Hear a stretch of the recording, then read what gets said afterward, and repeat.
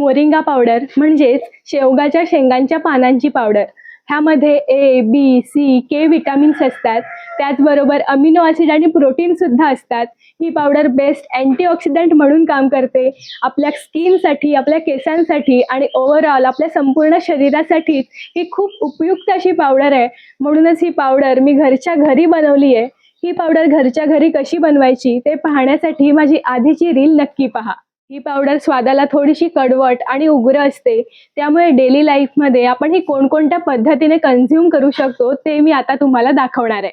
रोज सकाळी उठल्या उठल्या 1 चमचा मोरिंगा पावडर पाण्यात टाकून आपण घेऊ शकतो.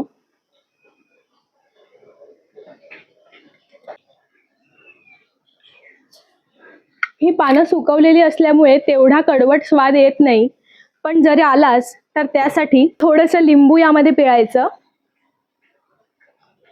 आणि 1 चमचा मध टाकते.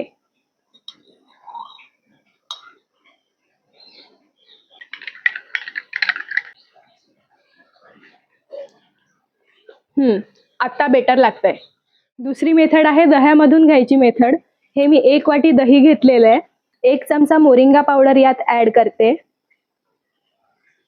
आणि थोडंसं मीठ ऍड करते. हे प्रॉपर मिक्स करायचं.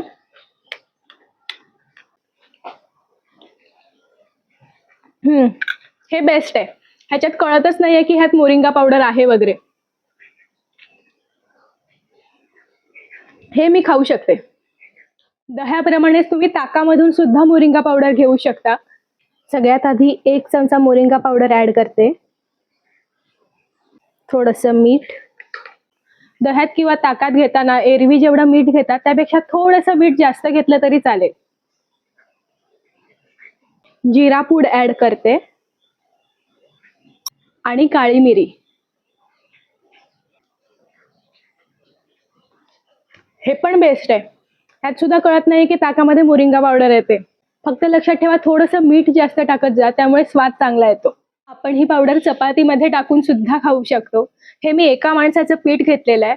एका माणसाने 1 चमचा पावडर दररोज खायला हवी, त्यामुळे मी 1 चमचा पावडर त्याच्यामध्ये ऍड करते. मस्तपैकी हिरवा रंग येणार आहे आपल्या चपातीला. चपातीत सुद्धा जास्त कडवट लागत नाही, फक्त हलकासा स्वाद येतो. आता ह्या 4 मेथड मी ट्राय केल्या, त्यापैकी मला विचाराल तर ताकात आणि दहीमध्ये मला हे बेस्ट वाटलं. म्हणजे मोरिंगा पावडर त्यामध्ये ऍड केली आहे असं थोडं सुद्धा वाटलं नाही. तुम्ही ही पावडर स्मूदी किंवा सुपात टाकून सुद्धा पिऊ शकता. फक्त एक गोष्ट लक्षात ठेवा, दह्यात, ताकात किंवा कशातही मोरिंगा पावडर आयत्या वेळी ऍड करा आणि लगेच खा किंवा प्या. कारण जास्त वेळ ती तशीच राहिली तर त्यातला कडवटपणा, उग्रपणा त्याच्यात उतरतो आणि मग ते खाता किंवा पिता येत नाही. सो ही गोष्ट नक्की लक्षात ठेवा की टाकल्या ते लगेच प्या. या सर्व मेथड तुम्ही सुद्धा ट्राय करा आणि मला कळवा तुम्हाला कुठली मेथड आवडली. आणि मोरिंगा पावडर घरच्या घरी बनवायला सुद्धा ट्राय करा. रोज कन्झ्युम करत राहा आणि हेल्दी राहा.